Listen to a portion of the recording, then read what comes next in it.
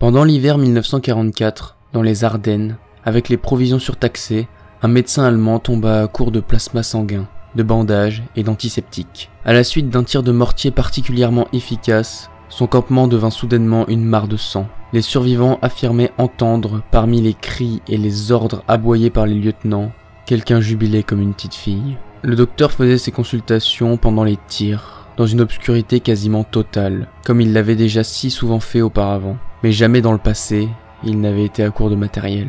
Le bombardement se déplaça à l'autre bout de la ligne. La plupart des hommes tombèrent de sommeil pendant les quelques heures toujours sombres du petit matin. C'était le jour du nouvel an 1945. Les hommes se réveillèrent aux premiers rayons de soleil. Avec des cris, ils découvrirent que leurs bandages n'étaient pas des bandages normaux, mais des tendons et des bandes de chair humaine.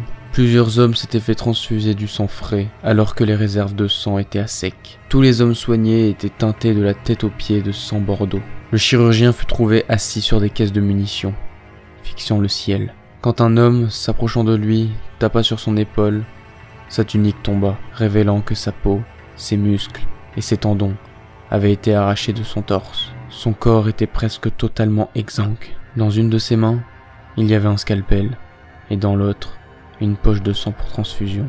Aucun des hommes ayant profité des soins cette nuit-là dans le camp ne vit la fin de janvier 1945.